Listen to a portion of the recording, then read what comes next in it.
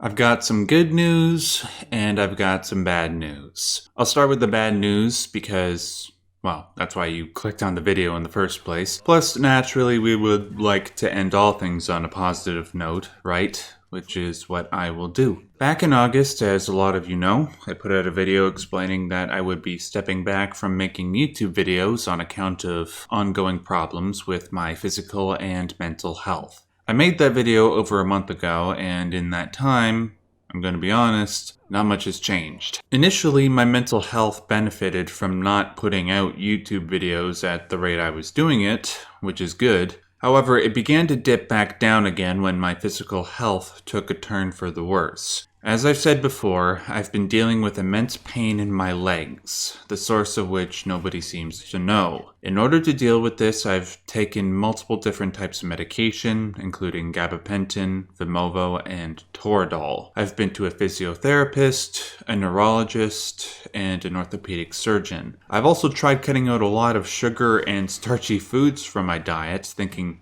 maybe my pain had something to do with that. I lost 20 pounds, only to find out that seemed to have nothing to do with it. The only positive thing that I've been able to glean from everything I just mentioned is the knowledge that what I am dealing with is not due to a pinched nerve. At times, the medication has helped, but naturally, once tolerance has been built up, it loses its effect. Over the past 2 to 3 weeks, the pain has finally gotten to the point where it has become pure agony, and as a result, I've been forced to take a month off from my other job, effective on the day that I published this video for all of you. As things stand right now, I've been scheduled to see a rheumatologist, but given how the healthcare system is in Canada, the earliest I can see her is December the 8th. Until then, I just have to hope that by not doing too much physical exertion, my body will somehow end up healing itself. Naturally, all of this has put me in a pretty foul mood. Now, I'll get to the good news in a moment, but before I do, I want to tell you guys something that will lead into it.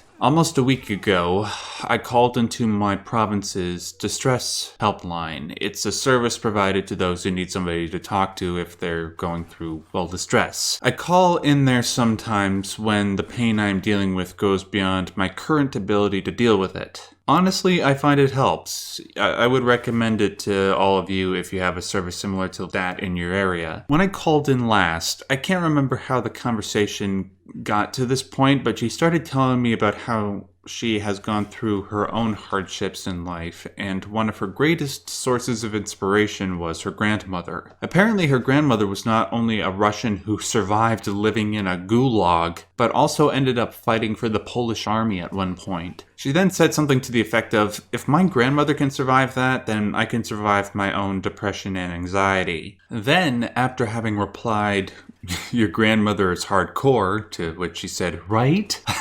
I remarked to her about how humanity seems to elevate those who survive life's worst tribulations. She then replied to me about how the tribulations I've suffered for being on the autism spectrum, for example, have allowed me to enlighten thousands of other people out there who are either on the spectrum or know somebody that is. I told her that I had a YouTube channel. I didn't say who I was, but I told her about what I did. Anyways, the basic point I'm trying to make is that even though things are bad right now, I can and will continue to set a good example for people. I want to be a light to the people who follow me so they too can say to themselves, well, if you can do it, I can too.